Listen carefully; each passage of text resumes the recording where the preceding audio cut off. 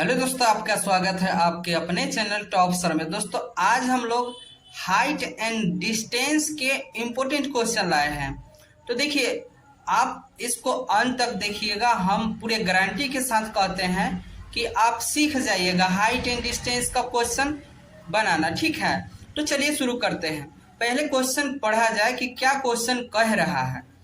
भूमि के एक बिंदु से जो मीनार के पाद बिंदु से 30 मीटर की दूरी पर है, मीनार का उन्नयन कोण 30 डिग्री है, तो मीनार की ऊंचाई ज्ञात कीजिए। तो देखिए, मीनार की ऊंचाई कह दिया, तो इसमें सबसे पहला काम हम लोग क्या करेंगे कि एक त्रिभुज बनाएंगे। ठीक है, यहाँ एक हम त्रिभुज बना रहे हैं। यहाँ देखिए, समझने वाला बात है कि सब बोल दिया है ना कि मीनार की ऊंचाई ज्ञात कर लीजिए। ठीक है, मीनार की ऊंचाई, तो सीधी सी बात है कि ये हमें ज्ञात करना है। ठीक है, मीनार की ऊंचाई कहा है कि ज्ञात करना है। इसका नाम भी दे देते हैं ए, बी और सी। तो मीनार की ऊंचाई ज्ञात करना है। और ये देखिए, यहाँ बात बोला है कि पाद बिंदु से 30 मीटर की दूरी पर है, पाद बिंदु से। अब मीनार का उन्नयन कोण 30 डिग्री है, यानी बोला है कि मीनार ये है। ठीक, ये मीनार है, ये खंबा मीनार है। ठीक है ना, और यहां से इसकी दूरी बता दिया कि 30 मीटर है, 30 मीटर है। और ये बता रहा है कि इसका उन्नयन कोण 30 डिग्री है। ठीक है, ये 30 डिग्री है। तो देखिए, सबसे पहला बात हम लोग को ये सोचना होगा कि मेरे पास क्या दिया है और क्या निकालना है, क्या दिया है और क्या निकालना है। तो देखिए, समझते हैं। देखो, चीजों को थोड़ा सा ना सही तरीके से समझेंगे हम लोग। ठीक है, यहाँ क्या दिया है, क्या यानी दिया हुआ है ये, यानी इसको क्या बोलेंगे, दिया है।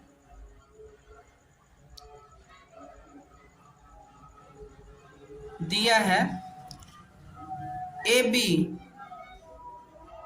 बी बराबर क्या है मेरा, यानी एच दिया हुआ है। ठीक, और बी सी, ये बी सी यानी बी सी बराबर 30 मीटर दिया हुआ है। अब एक चीज हम लोग यहाँ थोड़ा सा ध्यान से देखेंगे कि इसको हम लोग बोलते हैं कर्ण। ठीक, इसको कर्ण, इसको बोलते हैं लंब, इसको बोलते हैं लंब, और इसको बोलते हैं आधार। ठीक, इसको बोलते हैं आधार। इतना तो क्लियर है। एक फॉर्मूला हम लोग जानते हैं। देखिए, यहाँ पर फॉर्मूला की बात करेंगे। एक फॉर्मूला जो है, सवाल बनाने से पहले यहाँ पर हम लोग देख लेते हैं, पीछे एक बार चलना पड़ेगा तब कि समझ में आ जाए। एक फॉर्मूला है लाल बट्टा काका, लाल बट्टा काका। ठीक है, और यहाँ एक त्रिभुज भी बना देते हैं। एक बार दिक्कत होगा, एक बार के बाद दिक्कत नहीं होगा। इसको के बोलने का कर्ण इसको बोल दिए, एल बोलने का मतलब है कि लंब बोल दिए, इसको ए बोलने का मतलब आधार बोल दिए। तो अब ये चीज देखना है कि ये जो है, ये साइन का हो गया, साइन का हो गया, ये कॉस का हो गया। ठीक, और ये टैन का हो गया। ठीक, ये साइन थीटा का हो गया, कॉस थीटा का हो गया और टैन थीटा का हो गया, ये चीज। और साइन का उल्टा होता है कॉसेक, कॉसेक थीटा, और इसका उल्टा होता है सेक थीटा। कॉस का उल्टा होता है सेक थीटा, और इसके उल्टा होता है कॉट थीटा। इतना तो हम लोग समझ गए। अब देखिए, सवाल में क्या मेरे पास है, वही फॉर्मूला लगाना है। अब यहाँ पर थोड़ा सा और डीपली देखें थोड़ा सा, तो साइन थीटा बराबर हो गया लंब बटा कर्ण। ठीक, कॉस थीटा हो गया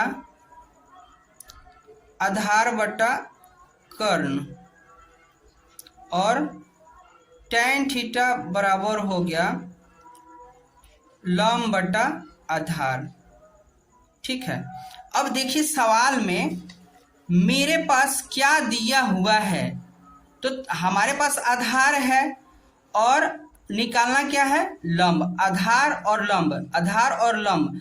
अब ये देख लीजिए कि आधार और लंब किस फॉर्मूला में है, किस फॉर्मूला में है, आधार ये है, देखिए आधार यहाँ है और लंब ये है। हमें पता चल गया कि लंब और आधार लेकर एक फॉर्मूला बनता है जिससे हम बोलते हैं tan थीटा।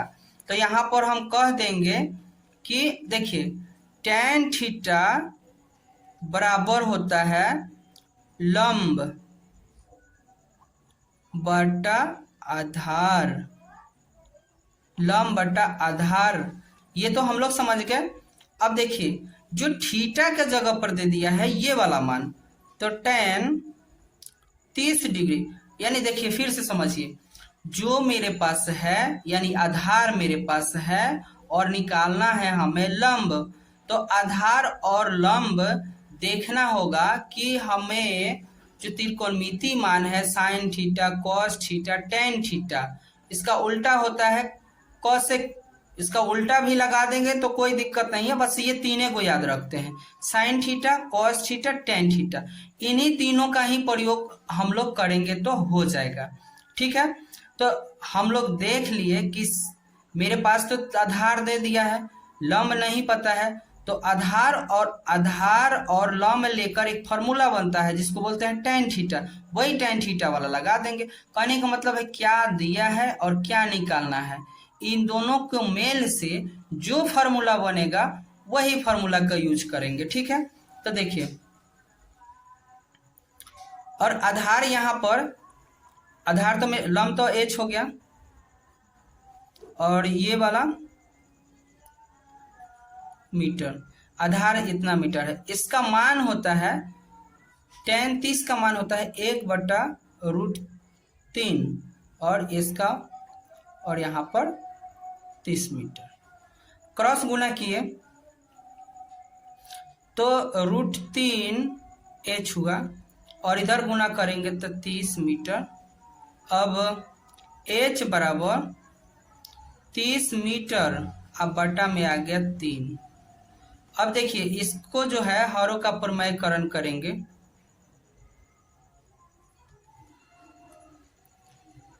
तीस मीटर गुने इतना और इसको गुना करेंगे तो 3, रूट से गुना होता है ना तो एक हो जाता है, तो इससे इसको काट दिए तो 10 बार में, यानी अब हम कह सकते हैं कि 10√3 मीटर जो है इसकी क्या है, ऊंचाई है।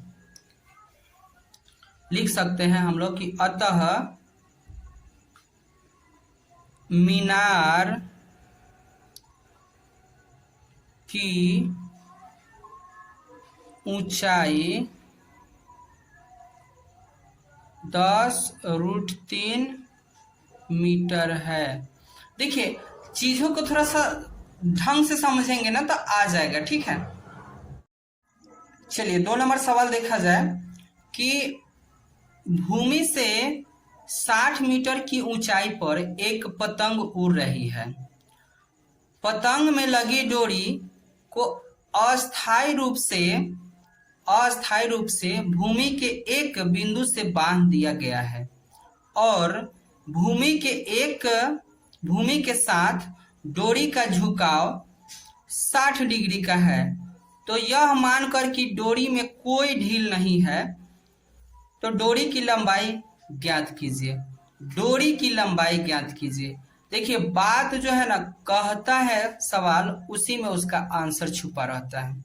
डोरी की लंबाई, अगर देख लीजिए पतंग अगर हम उड़ा रहे हैं, मान लीजिए यहाँ पतंग है, तो ऐसा थोड़ी है कि आप यहाँ पर होंगे, सीधे सीधे थोड़ी सिर के ऊपर थोड़ी पतंग उड़ता है। पतंग जब भी उड़ेगा, मान लीजिए यहाँ से बोल दिया, सवाल में ही बोला है कि भूमि से 60 मीटर की ऊंचाई पर एक पतंग उड़ रही है, तो ये भूमि हो गया, ये भूमि है और यहाँ पर पतंग है यहाँ पतंग है, और जो है पतंग बोला गया है कि उसकी जो डोरी है, देखिए आदमी अगर यहाँ रहेगा तब जाकर पतंग तिरछा उड़ता है, ठीक ना, तो यहाँ से एक त्रिभुज बन गया। सवाल देखिए क्या कहा है कि पतंग उड़ रही है, तो जमीन से तो ये पता चल गया हमारा कि ये 60 मीटर का हो गया। ठीक, और नाम दे देते हैं ए, बी और सी। अब पूछा है डोरी की लंबाई, तो डोरी कौन, यही ना डोरी होगा, तो इसको मानते हैं हम x। अब ये समझिए आप कि आपके पास क्या दिया हुआ है और क्या निकालना है। यानी ये मेरा लंब हो गया और ये मेरा कर्ण हो गया। तो लंब और कर्ण को मिलाकर कौन सा फॉर्मूला होता है, तो देखिए यहाँ पर अभी हम लोग देखे थे साइन थीटा बराबर लंब बट्टा कर्ण। तो लंब और कर्ण हमें चाहिए ना, तो लंब और कर्ण के लेके हम क्या बनाएंगे, साइन थीटा। तो देखिए यहाँ पर हल दिया है क्या, ए बी बराबर 60 मीटर और ए सी निकालना है हमें, x मान लिए हैं। ठीक, तो अब इन और यहाँ पर एक कोण जो है ये 60 डिग्री का कोण बन रहा है। ठीक है, तो देखिए, तो ये फॉर्मूला बना कि साइन थीटा बराबर लंब बटा कर्ण, शॉर्ट में लिखते हैं लंब कर्ण, कंफ्यूज मत होइएगा लोग। तो साइन यहाँ 60 डिग्री का मान है, साइन 60 डिग्री बराबर लंब जो है 60 और ये x। ठीक, तो साइन 60 का मान होता है √3 अब बटा में 2 और बराबर हो गया 60। ठीक है, अब देखिए इसको क्रॉस गुना किया जाएगा, तो √3x और इधर गुना करेंगे तो 120 हो गया। तो x बराबर देखिए ऐसे चिन्ह लगाते चलिएगा इसमें, ठीक है ना, थोड़ा सा पेन सही नहीं चल रहा है।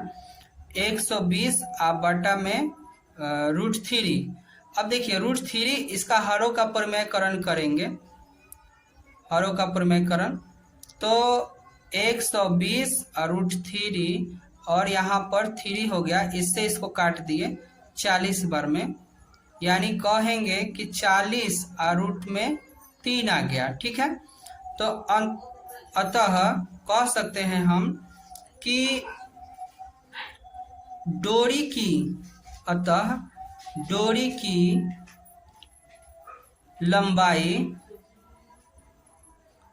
लंबाई कितना है, तो 40 √3 मीटर है।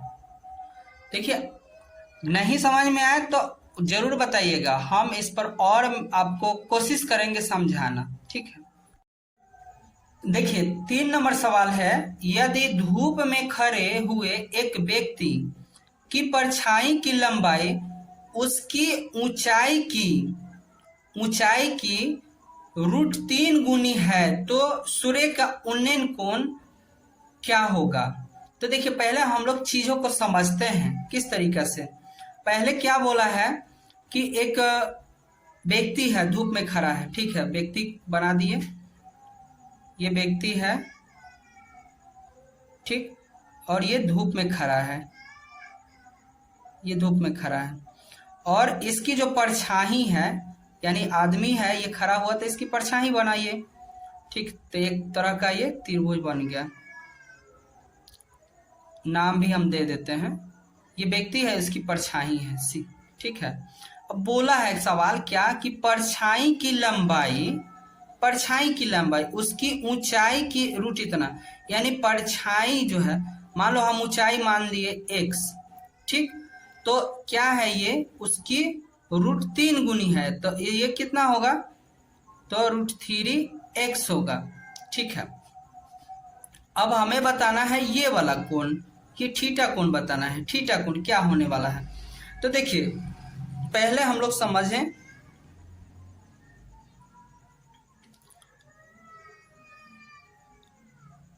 माना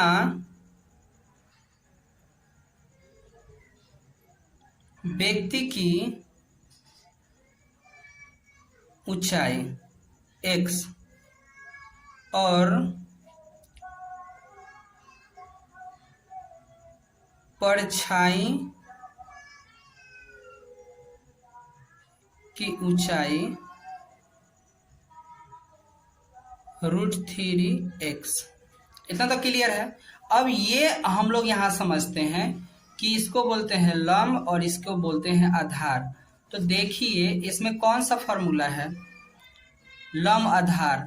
तो लंब और आधार ये है, इसका मतलब है कि ये फॉर्मूला चलेगा, ठीक है।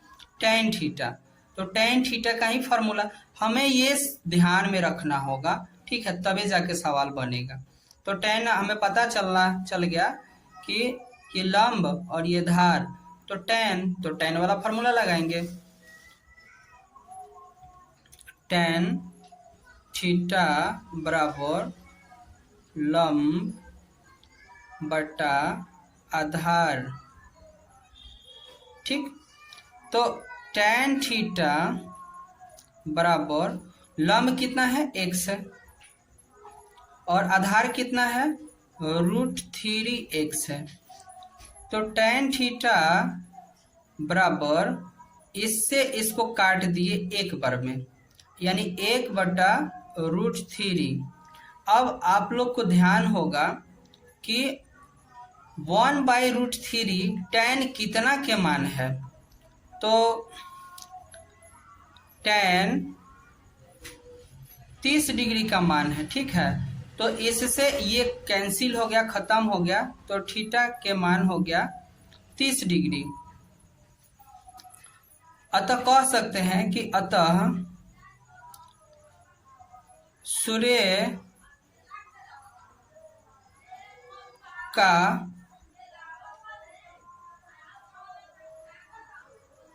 उन्नयन कोण 30 डिग्री है। देख लीजिए।